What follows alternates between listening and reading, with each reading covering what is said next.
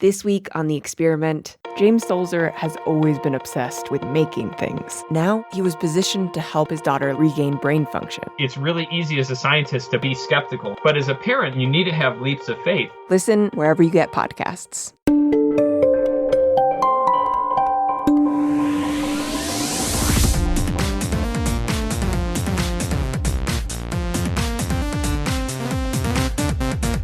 I'm Melissa Harris Perry, and this is The Takeaway. Happy President's Day! Now, if you're a Takeaway regular, then you know that for more than 20 years, I've been a professor of political science and a little bit of a nerd for all things related to American political history. So for me, President's Day is not just a chance to get a great deal on a new mattress. It's an opportunity to reflect on the office of the American presidency, what it's meant and continues to mean for our great experiment in democratic self-governance. Now, public opinion polls consistently show that Abraham Lincoln is widely regarded as our greatest president. And George Washington nearly always makes the top 5, which is why we celebrate President's Day on this third Monday of February. It's like a big old 3-day weekend celebration for the Aquarian Lincoln, who was born on February 12th, and the Pisces George Washington, born on February 22nd. But beyond the founding father Washington and the Union preserver Lincoln, Americans have some pretty different ideas about what makes a president great. Though a president for only a short time, JFK is often mentioned. Ask not what your country can do for you. Ask what you can do for your country. And America's first black president, Barack Obama, remains popular. Black, white, Latino, Asian, Native American, young, old, gay, straight, under the same proud flag. That's the America I know.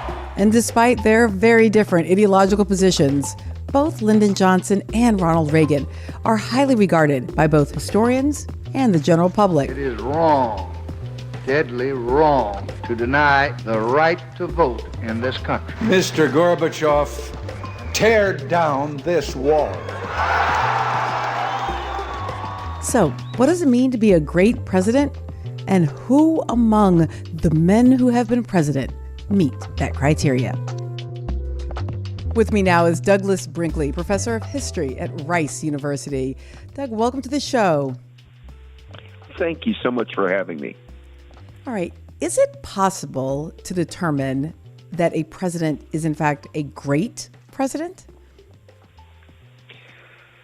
I think so. I mean, we know that Abraham Lincoln was. I mean, if we just think about 1860, Melissa, and the fact that Lincoln wasn't even on the ballot in 7 states, like you couldn't vote for him.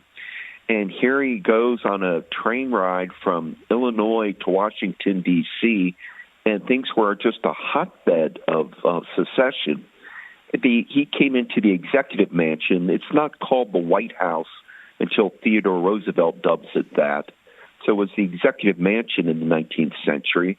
But Lincoln sitting in the executive mansion, people daily are marching in demanding to see him, meaning there's lax security, goats just grazing and chewing on grass in the front lawn. And you have the Battle of Bull Run. And the Battle of Bull Run, the Confederates win. Bull Run is where Dulles Airport is today. So you're having the Confederates, half the country leave you as president. You lose a battle on what's today's suburbs of Washington, D.C., and you look doomed. There's no way to recover from what's going on. And yet Lincoln ends up adding foundational text. By foundational, Melissa, I mean like we have the Bill of Rights, Constitution, Declaration. Also foundational are Lincoln's first and second inaugurals, the Gettysburg Address, and the Emancipation Proclamation. And he's able, in a miraculous way, to keep our union together. That is a president of greatness. The world recognizes it, and he's always ranked in any polls we do on President's Day as the number 1 president. I'm wondering if in part by this measure of sort of early on in the presidency, there being an existential threat, but then finding that throughout the rest of the presidency, there's a move towards greater unity and prosperity. If by that measure, George W. Bush is someone who we would need to also understand as a great president, given that he faced 9/11 early on, and then prosecutes a war during much of the rest of his presidency, and until the very end of his presidency, also manages to govern at a time of relatively more national unity, in part as a result of the post 9/11 moment. Well, I feel that George W. Bush during 9/11 showed signs of greatness, the way he was able to unify the country in the weeks following the tragedy. Kind of culminating in his famous pitch at Yankee Stadium, and then going what we call the megaphone moment, the bullhorn moment, down at the rubble at 9/11, and showing both ardor and compassion. That George W. Bush showed signs of greatness, but by all indications, the war in Iraq was a mistake. That there were no weapons of mass destruction.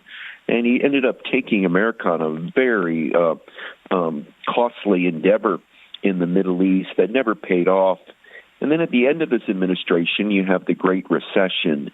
And whether it's fair or unfair can be debated. But we just judge presidents on the economy. President Biden's getting hurt in polling and maybe in the midterms because of inflation. May not be his fault. There may be nothing he could have done about it. But if you're the sitting president, you get blamed for bad economic times. And unfortunately, at the end of Bush's 2 terms, the economy collapsed and we had the Great Recession. And it made it quite easy for a Democrat, Barack Obama, to win that election, because hard to have a winning party when the economy is in tatters. So part of the reason I brought up W. Bush in that moment is just because I wonder about our ability, no matter what side of the aisle or ideological positioning we're sitting in, to actually be able to measure the greatness of presidential leadership sort of free from our own either partisan or ideological viewpoint. And so I guess that's part of sort of my interest in how historians think about this. Do historians think of both Democratic and Republican presidents as both sort of farther right and farther left presidents as having been great and terrible? It depends. It's a great question. First off, we cop out as a class of scholars. Presidential historians will say we need 25 years before documents come open, Freedom of Information Act, so we can actually judge a presidency in full. Meaning, let's look at what really happened when Biden pulled out of Afghanistan. How will that look 25 years from now? And it allows us to avoid being pundits in a contemporary politics sense. I think the big thing is reputations rise and fall of presidents for all sorts of different reasons, and it usually is about our own times. For example, Andrew Jackson used to be one of the top 7 presidents, and now he, in recent polling, is extremely low. Well, Jackson's been gone a long time. What in the world happened? Well, I think President Trump had a lot of critics, and Trump put a portrait of Andrew Jackson behind him in the White House. Then Donald Trump visited the Hermitage in Tennessee, saying Jackson's my favorite president. Steve Bannon said Donald Trump's like Jackson. There was a movement to take Jackson off the $20 bill, replaced by Harriet Tubman. That's not come to fruition. And it just became suddenly Jackson got politicized in our current moment. And it's a moment when we're learning more about indigenous people's history. And we're looking then at the Trail of Tears of Jackson as being a genocide. And so you see Jackson's reputation sinking, where 20 years ago, the Democratic Party, the biggest thing you could do was to go to the, Jefferson-Jackson Day dinners. So these reputations go up and down. I will say, Melissa, we're kinder to presidents after they leave office. Jimmy Carter in his 90s. People now are saying he wasn't that bad a one-term president. He gave us Camp David Accords and recognized China, put aside lands in Alaska, Panama Canal Treaty, created FEMA. The list starts going on where, again, 20 years back, people would have said Jimmy Carter was one of the worst presidents. We saw George Herbert Walker Bush, when he passed, another one-term president like Carter, suddenly being touted as a really important one-term president because of the way he oversaw the Berlin Wall coming down in 1989 and German reunification and the breakup of the Soviet Union in 1991 and the liberation of Kuwait and other things. And so these reputations kind of can rise once the president's out of the White House. And then they become like the ultimate American celebrity presidents. We judge our era where it's the Eisenhower years, the Kennedy years, the Johnson years, on, and they become in a celebrity-drenched culture. Presidents and as ex-presidents become our top celebrities. I wonder, as you were mentioning, presidents who we have in fairly recent times thought of as bad presidents or unsuccessful presidents, and now maybe look at them more kindly. I'm wondering how important is winning that second term to the possibility of history considering you as a great president, given sort of your point about H.W. Bush and about Carter? I think it's extremely important to get reelected because it's the first referendum on one's presidency. If you're being booted out of the White House, it's an indication that people weren't happy with your leadership. So it's hard to be a really good one-term president, but it happens. I mean, John F. Kennedy did not even have one term due to the assassination, yet he lives eternal in the public imagination due to a number of factors, his guidance through the Cuban Missile Crisis, his great civil rights speeches, his challenge to put an astronaut, to the moon, his speeches like the American University Peace Speech or his inaugural. So Kennedy's didn't even have one term, but he's a giant. James K. Polk, some people feel, was a pretty good one-term president. You get in there, but by and large, you need to be a two-termer to be really dominate an era. That means for 8 years, you were the power source of the United States, and the people liked your early action that they were willing to double down on you. Yeah, I'm wondering if that's in part why Reagan ends up holding this place, that he's a two-term president and then his vice president is elected. So in certain ways, he dominates ideologically 12 years. Exactly. And, and the other two-term presidents are doing well. People like Dwight Eisenhower in recent polling has gone up. Barack Obama polls exceedingly well, a two-term president, probably could have won a third term. And so, yes, do not underestimate the power of Barack Obama. I'm in Los Angeles right now, Melissa, and I just saw they're naming a major street after Barack Obama Boulevard. And I realized that eventually there are going to be schools and parks, and it's going to be ubiquitous things named after Obama. So his legacy is already pretty secure. And to my point, probably Barack and Michelle Obama are our nation's biggest celebrities, meaning they draw the most attention, crowds, more people want to meet them, and so their stature is huge. They're about to open up their presidential center in Chicago. And that's the other thing. We save, here it's President's Day today, and just think what we do. We save the birthplaces of presidents. We save their boyhood homes, their graves. We build these big presidential libraries for them. I was recently in Plains, Georgia, where Jimmy Carter is, and there's a sign on a building that says this was where Jimmy Carter was conceived. We kind of do, yeah, I know. We kind of do president mania, in our country, and for good and bad. But it's mainly because the great novelist Thomas Wolfe used to say there are a billion forms of America.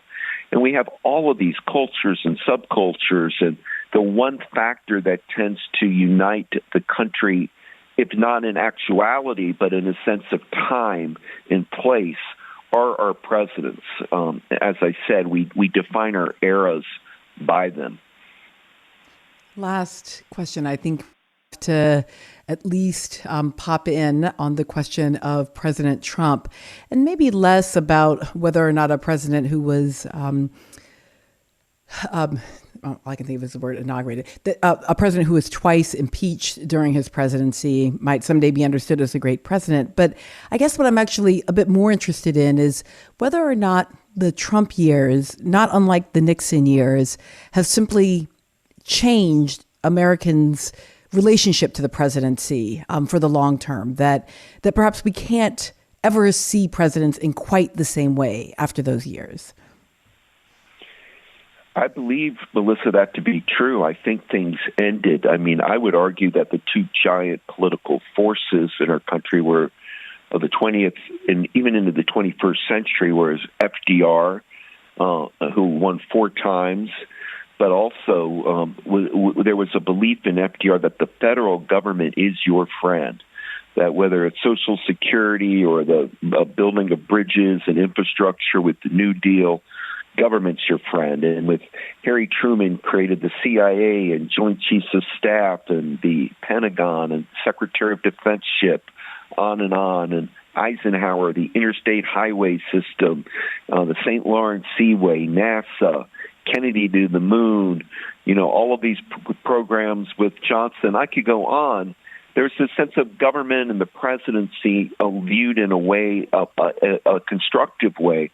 Trump has said the whole federal government, the so-called deep state, is corrupt, that the federal government is the enemy, and that these previous presidents, whether it's Bill Clinton or George Bush, were corrupt puppets of this elite dark government state.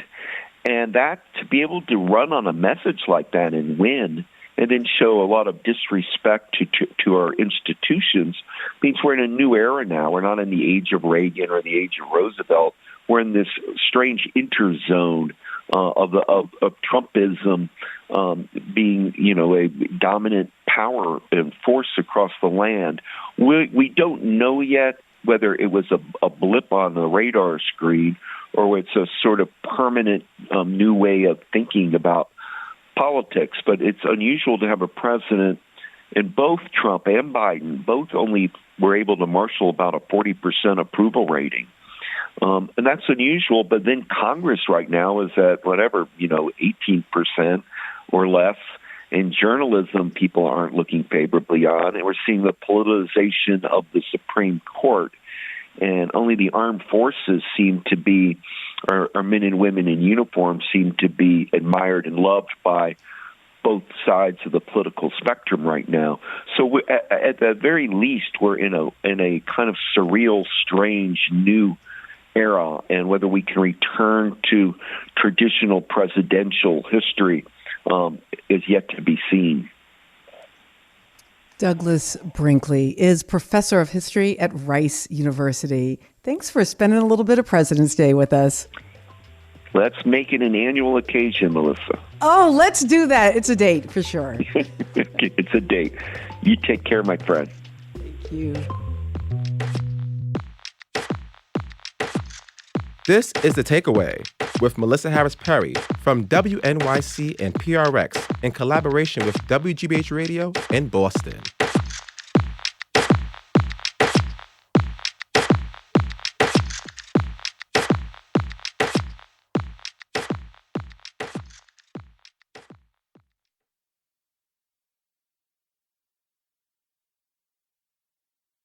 This week on The Experiment, Atlantic editor Dan Engber has spent months with rehab engineer James Sulzer. I went into this to build devices to help people, but I never considered that building devices might not be the answer. Now he tinkers away, trying to help his daughter Livy regain brain function.